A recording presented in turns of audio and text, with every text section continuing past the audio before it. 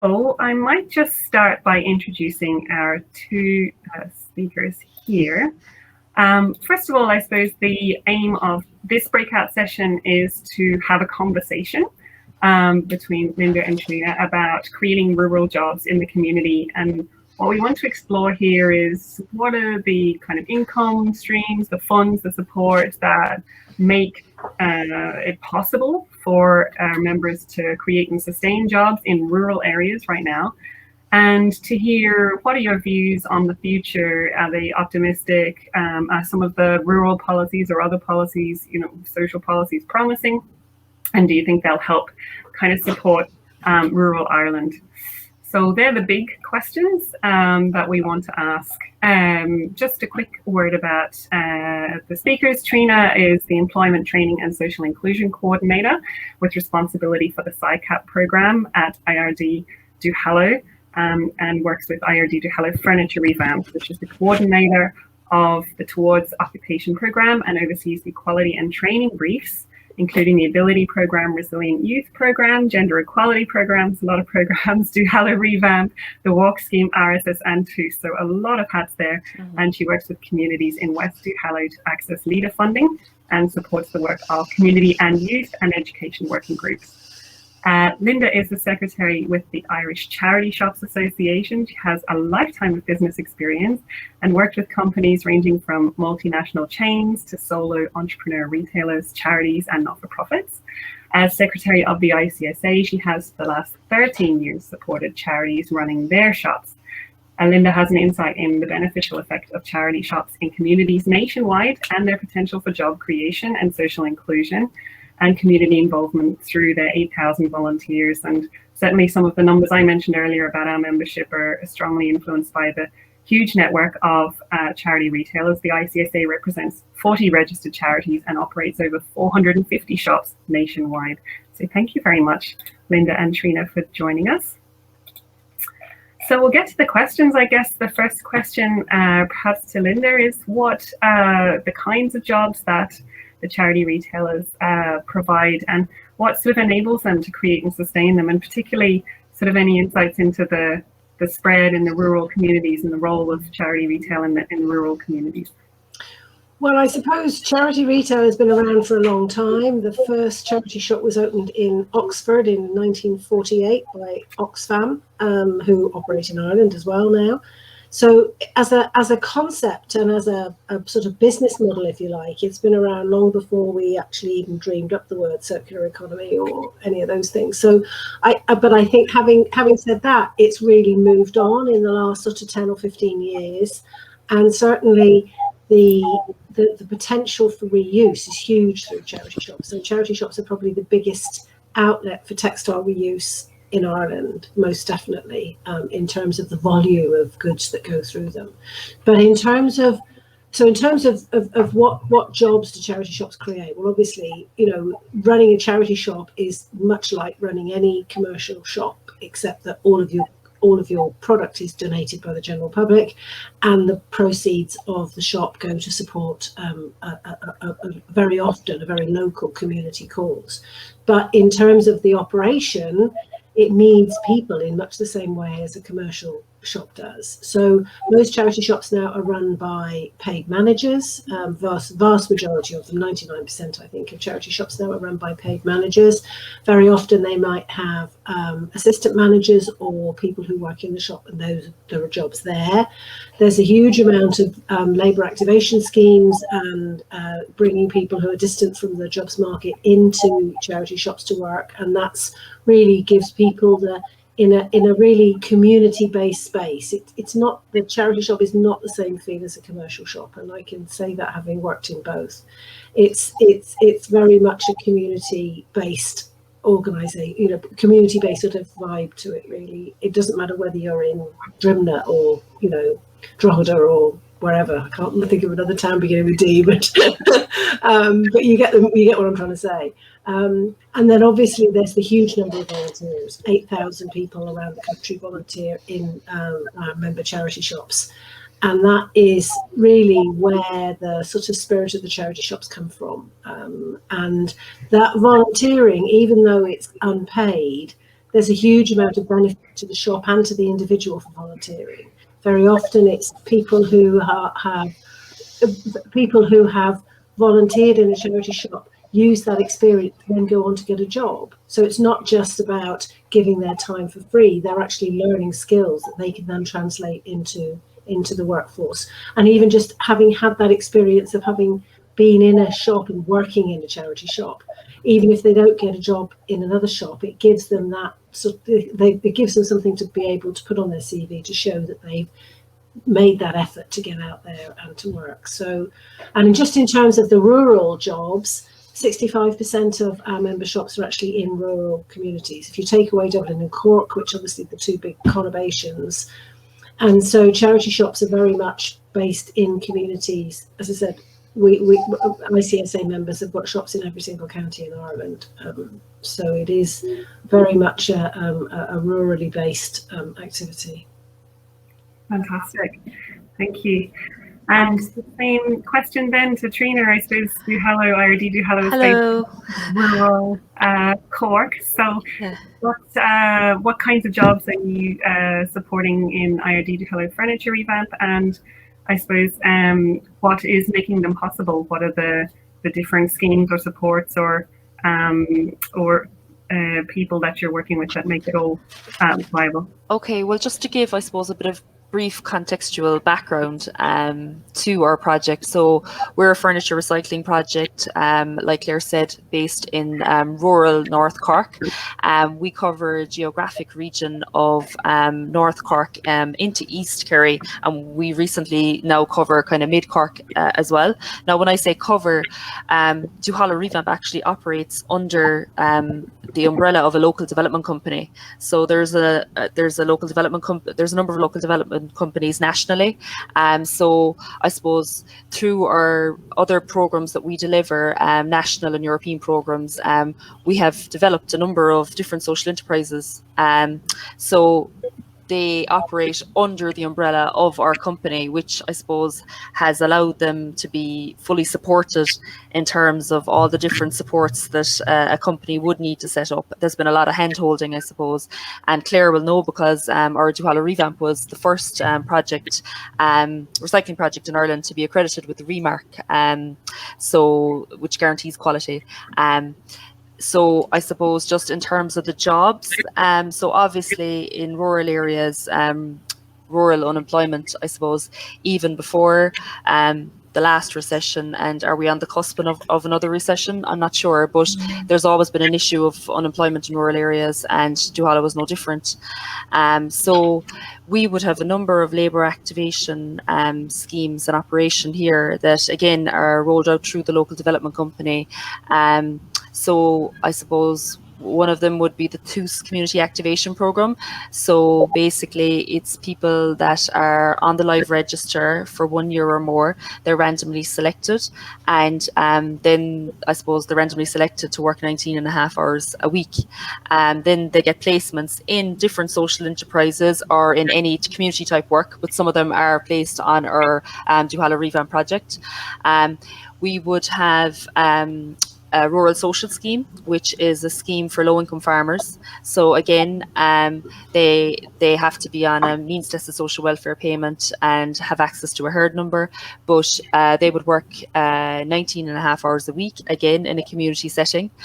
So again, we've had rural social scheme employees on our scheme for Revamp. We also would have access to the Community Employment Scheme, which is CE, which a lot of people would be very familiar with. There'd be a lot of CE projects up and down the country. Again, CE is again 19.5 hours, and there's a top up on your social welfare. I suppose most recently, last year, we were approved a project called Kickstart. So it's through the Department of Justice, and basically we are supporting people, I suppose, with criminal convictions to have employment on our Duhallow Revamp project. So I suppose that's been a fairly new area for us in terms of supporting people with criminal past to be supported in their own communities. So we're working with probation's offices quite closely in supporting people in placements on the Duhallow Revamp project. Now, what we have found is that I suppose some of the people that are referred to us aren't interested in the furniture recycling project, but we have access to a number of different social enterprises, so we've been able to refer them onto other projects where they can get work experience.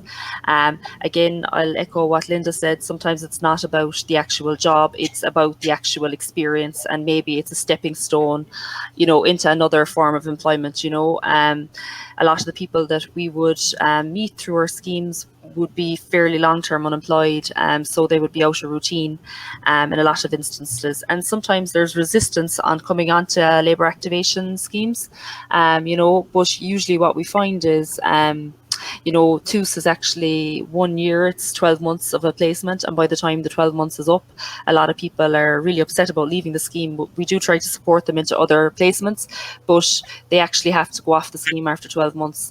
So we've had people that have been, you know, very resistant at the start of coming on to we'll say an activation scheme, and then they don't want to leave because they see the merit, you know, and the importance that for work. I suppose work is important for us all.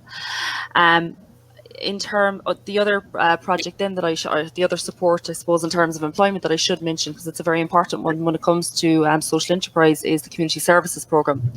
And now this is, I suppose, it's an employment scheme. It's delivered through PUBL, but it's the Department of Community, Rural and Gaelic Affairs. So basically, people can get full-time equivalent jobs, which is 13 and 39-hour a week. It's I suppose it's paid at minimum wage for the operatives, and then there is supervisory positions as well available. So they're at a supervisory rate level then. I suppose we've been fortunate enough to apply to PUBL for a number of our social enterprise projects and be successful in terms of getting placements. So, like, I think our Duhallow Revamp has like 4 full-time equivalents, and we don't have a supervisor position actually for the furniture revamp. But then we'll say we have other social enterprises who would have up to 9, 10 full-time equivalents funded. So it depends on the level of need of the project.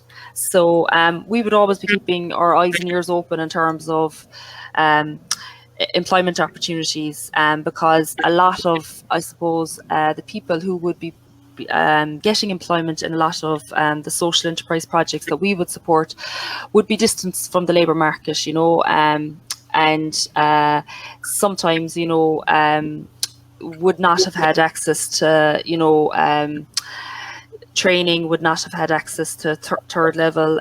So you know, we've worked with a lot of early school leavers, you know, so I suppose that's kind of that's a summary. There's a lot there. There is a lot there, and there's a real breadth of different schemes and programs that you work with, and I know a lot of other members work with. There's no one size fits all really for these projects. And I guess my next question then is to see to Linda then, how where do you see this going, I suppose? How optimistic are you about all of this momentum that we talked about in the last session, all of these kind of European and national plans and policies and funds and everything that's happening? You know, is this going to support the work of your members in the charity retail sector? And if not, what do you think would help deliver change or create more jobs in this area? Yeah, I think it's hard to know in some respects. I mean, as you say, there's a plethora of various schemes and things being announced at the moment, and I think there does seem to not be too much joined up thinking sometimes in some of it, without wishing to be critical of what's out there. And I think it's too early at the moment to be able to tell, because everything is still in pilot or in, you know, in sort of you know, the very early stages. I feel, having come from a sort of straightforward retail background, I think, and certainly our members feel, that the demand for the product is there now. And certainly during the pandemic, it has changed certain people's, not everybody, but, you know, there are people now thinking about Where do their goods come from? Can they reuse something?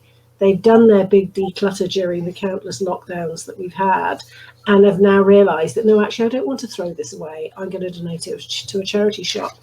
And certainly I've had lots and lots and lots and lots of emails from people who have never donated to it, obviously never donated to a charity shop before, want to know how to do it, where do they find the shop, how do they get it to the shop, what sort of things does the shop accept. So people who are not used to charity shopping or charity donating are now beginning to, and for me that's really, and for our members, that's a really encouraging sign, because it's that push from the consumer that's ultimately going to really make the big changes.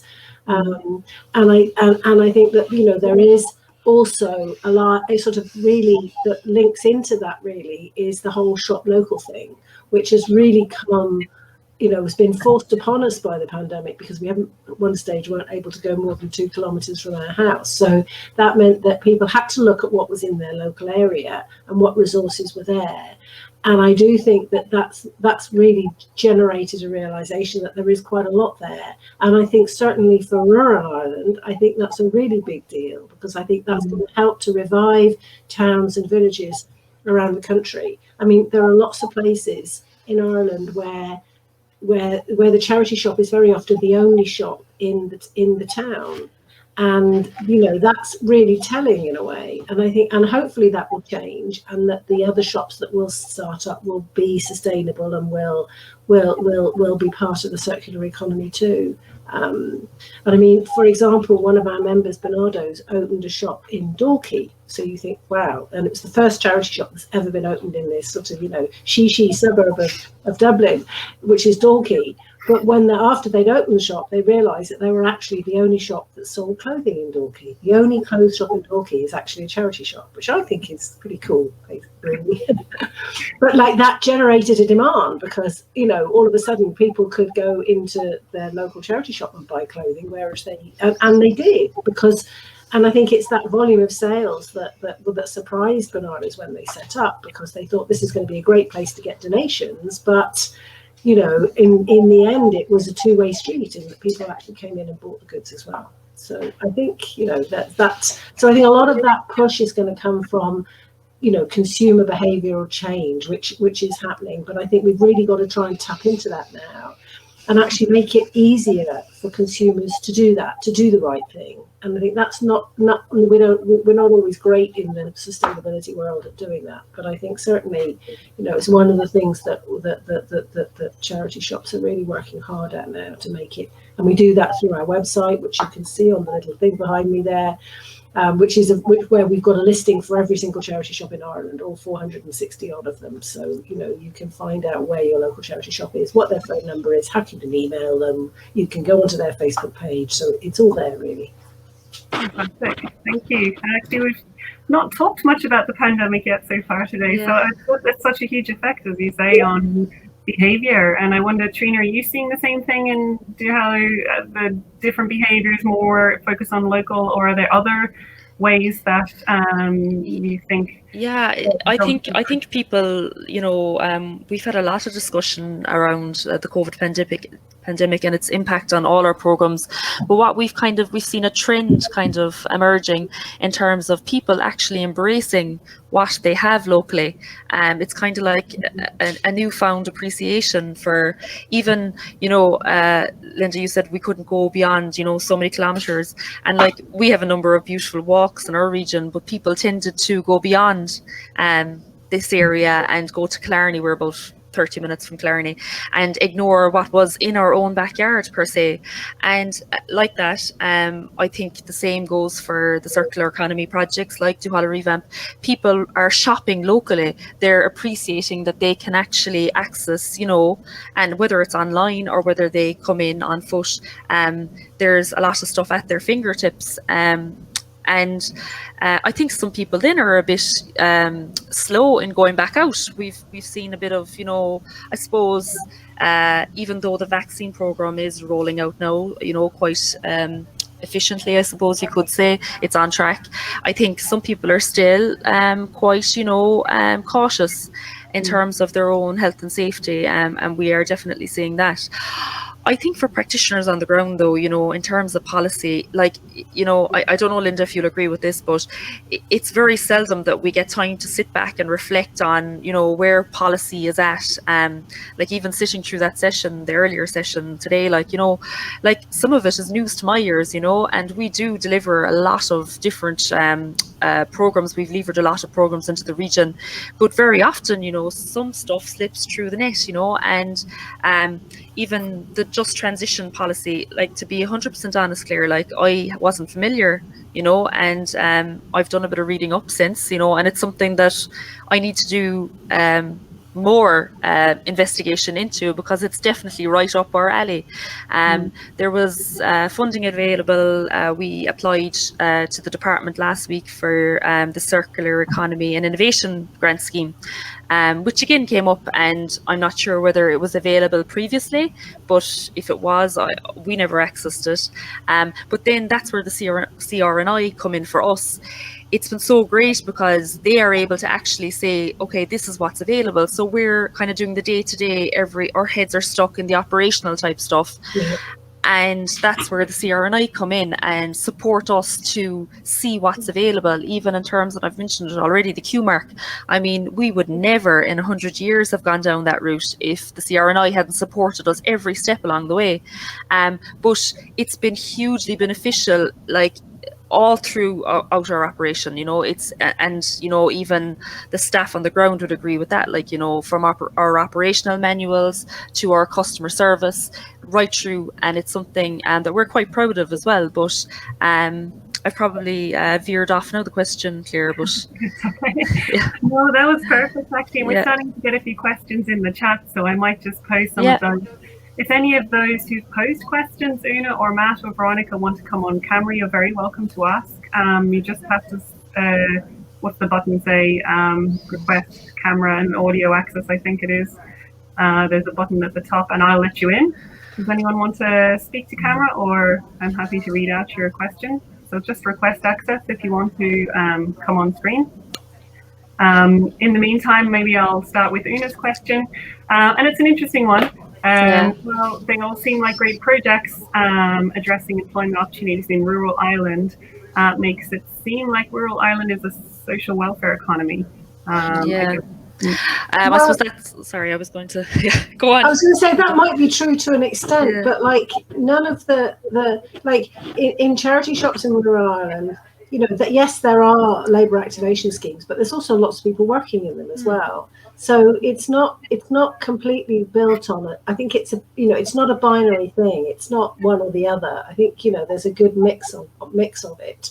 And I think, again, I come back to the consumer demand. If there's a demand for what you're doing, then that will generate economic activity in its own right without being dependent on projects and schemes. But the thing is, you very often need a project or a scheme to get something moving and to get something going. And then once you've then developed it, it's there, then hopefully consumer, you know, behaviour, but consumer demand will take on from that. Triona, I don't know whether you've anything. Yeah, like a number of our projects would be demand efficient, I suppose. Like the secondary aim would be employment, but the primary aim, I suppose, just to give you an example, like one of our rural meals service, it's to provide a meal service to older people who aren't in a position to cook for themselves. We have a warm home scheme, so it's energy conservation, the furniture recycling project, the community laundry. I suppose we have an aging population, and the needs of the aging population isn't being met through the public service provision. So I suppose the community has come together and they have set up these social enterprises to address the need. Then I suppose there's an opportunity again, I suppose, putting our social hats on, because that's what we do. You know, we put our social hats on and we see that there is a number of people living in rural areas who don't have access to mainstream employment and who are distant for many reasons, you know, whether it be, and I know actually for the community services programme, there's actually a rule of 70% of your allocation has to be in a number of, I suppose, identified as being in a number of target targets, and I actually have them here, target group, sorry. So you have to be in receipt of job seekers benefit, job seekers assistance, on a disability allowance, a traveller in receipt of job seekers benefit, ex-prisoners, or stabilised and recovering drug misusers. So the rules of the programme are actually that 70% of your allocation has to be. So I suppose really what we're doing is supporting people who are distant from the labour market to obtain employment in their own locality. I get what you're saying in terms of welfare wonderland, and like, I suppose you could argue that a lot of the projects are being supported by these employment schemes, but like Linda said, we would have people who are employed through the projects as well. I suppose we tend to just focus on the social aspect of it, that we are actually doing a great thing. We're supporting the needs of the older people while supporting people who are long-term unemployed to get back on the ladder for employment. And a lot of them progress into mainstream employment, which is fantastic too, and we support that.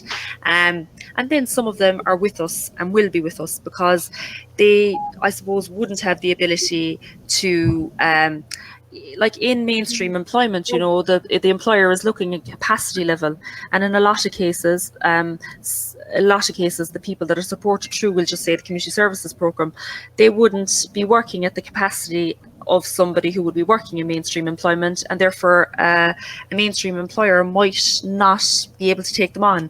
So I don't know if that answers the question, but that's kind of the reality of the situation. Yeah, absolutely. I mean, it kind of highlights there are several goals or objectives for these projects. It's not just to be able to reuse and repair, but also create the jobs, also have the community impact. So yeah, thank you. The next question is to Linda. Just wondering, in the near future, with growing popularity of resale and secondhand clothing, all employees in secondhand or charity shops might be getting paid and not just volunteers. Is that a possibility? Lots of people would cherish a job in this area, of course. So I'm just wondering if you think that might be the way it's going. Well, I think certainly as far as charity shops go, I think volunteers will always be a really big part of the way charity shops operate, just simply because the whole point of a charity shop is to generate funds for the charity. So it would be very difficult for a charity shop to actually make that financially viable, to actually employ everybody in the shop. That's not the only way that secondhand clothing is going to be available. I mean, there's a big increase now in secondhand clothing being available through commercial outlets, and we would encourage that, because the more, as I keep going back to the point, the more consumer behaviour change there is towards reuse and buying secondhand clothing, then the more demand there's going to be for charity shops and for everybody else in the sector as well. So I think there's space for both, very much so, and I would hope that there would be more secondhand clothing stores and reuse for clothing, rather than more commercial clothing, making virgin new, whatever the word is, making new clothing. So I don't think that I don't think it's a binary thing. I think that charity shops will always be there. Volunteering will always be a really big part of the charity shop for lots of reasons, not just economic, for social reasons as well. And that hopefully, people who want to find employment in that there will be opportunities for them through commercial secondhand retailers. Brilliant. I'd just like to answer the question in the previous point there. Well, actually, Matt has requested to come on camera. So okay, great. I think I've just let him in. Yeah. Hi, Matt. How are you? Hi. So, can you hear me okay? Yeah. Perfect. It's great to join you from Scotland, from Community Resources Network Scotland, the equivalent network to CRNI. So it's just really great. Thanks, Claire, for inviting us. But the chat's been great so far. It was just the theme of the lockdown theme. Just my comment about hyperlocality. There was such a variance in consumer behaviour, having to purchase locally and discover services that they never knew existed before. Many of those were charities and social enterprises, but also purchasing online, and more white vans around the place delivering all sorts of stuff. So we were just, our perspective from Scotland in more of a rural locations we're hoping that people that discovered social enterprises and charities during lockdown continue to use them, but also that people's behaviour generally changes and there is a more green recovery post-lockdown, and to understand that there are other ways of buying and consuming more locally. It was just that general comment, really. Sorry, I'm actually going to have to just pop back into the main stage because it's just reopened to summarize up. I knew this session would be way too short and would have way too much to say. But maybe if you continue for just 2 more minutes, I'll disappear, and then if you can close up, that'd be fantastic. How do I do that, Claire? How do we do that? Thank you. Thanks. I'm sorry to cut it off. Okay, don't worry. Okay. Yeah, thanks. So there's been another question there. Has there, in relation well, to I just want to just make a comment about that, because I think that, you know, even charity shops and you know, retailers who had not, charity retailers who had not even thought about online before, what the pandemic did was make them start to get into that space. Now, obviously, you can't just start an e-commerce site from nothing within a few months. It doesn't work like that. But nevertheless, an awful lot of charity shops did sell through their Facebook pages, through their Instagram. There's Thriftify was set up in Ireland as a social enterprise to support charity retailing online, and an awful lot of our members engaged with Thriftify and so on. Now, it's not going to replace face-to-face shopping, and it's not going to replace the charity shop at all, ever. And I think the vast majority of people, even during the lockdown, people wanted to shop in a physical shop. So I don't think that online retailing is something that's going to be there. It's a fact of life now. It's even more of a fact of life since the pandemic. But I see it more as integrated into the bricks and mortar experience, because people still like that face to face. You know, people like shopping with people rather than necessarily online. So I think it will it's changing, but I think we have to embrace the change and become part of that change, I think. Siobhan O'Malley has asked, are digital hubs in rural areas providing new opportunities to revitalise and increase employment in rural areas? With hubs also serving as community connecting points more so than working from home. Are there some good examples of this? Well, I suppose we're a local development company, so we have supported a number of communities to actually set up these hubs in their communities, and it's been fantastic. Look, I suppose in terms of a starting point, what we did was, like, you know, during the lockdown, we would have got requests from people, I suppose, who were working, we'll say, in the city, Cork City, which is 40 miles, and they needed to be able to work remotely. So access to, you know, broadband was an issue as well. So they were able to access leader funding through their local development company, the communities were, to set up, I suppose, these hubs. And it has been, I suppose, fantastic in terms of supporting people to work in their own communities. Now, in terms of the circular economy and the projects working remotely, I suppose I don't have evidence of that. But definitely, I know that students have accessed these hubs, and it's, I mean, I suppose it's something, I know that there's grant aid available as well through the department. There's current grant aid available for more community hubs to be established. So I'd say it's something that we're going to see more of, you know. Linda, do you want to come in and anything about that? No, I think definitely, you know, anything that makes technology available to people, you know, within rural hubs is obviously going to be a good thing, and you know, because that's the reality of the way a lot of business is done now. Yeah. I think something like over 72% of organisations have implemented working remotely policies in the last year. And I suppose the general consensus is that, you know, working from home is here to stay. It doesn't suit all areas of business, but I definitely think that, you know, it's something that the government are supporting. So, you know, it's definitely, sorry, my phone is ringing.